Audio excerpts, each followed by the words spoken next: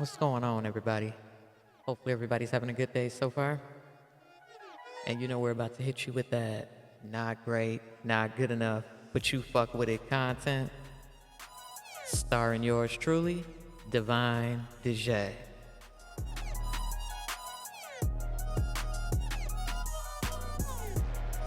If you've been around, if you've been to this channel, then you already know we give affirmations around here. We drop gems. But the way we drop our gems and our affirmations is with a twist. And our twist today is going to be a one-card pull tarot affirmation. And to be honest with y'all, I really wasn't even gonna do this. But you know what? They done combined two things. I done came across something I just couldn't resist.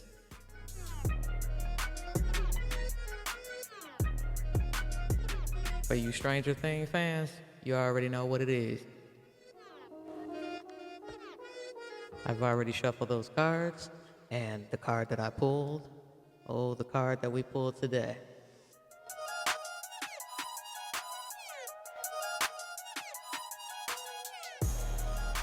The Death card, that good old Death card, right?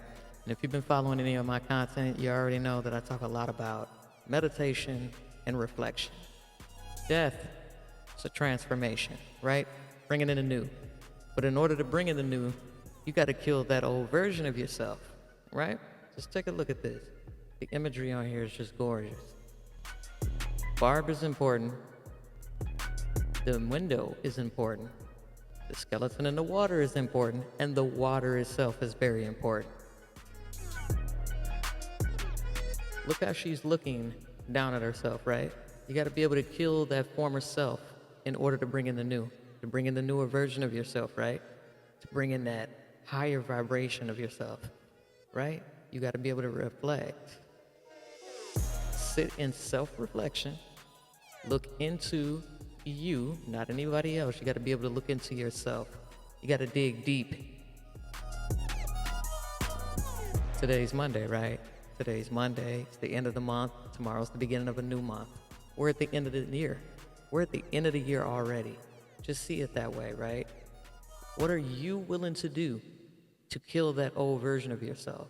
Are you even willing to kill that old version of yourself? Look at it. Look how he's reaching back up at itself.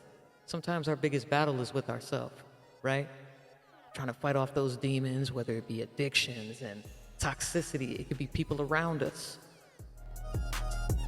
Your light.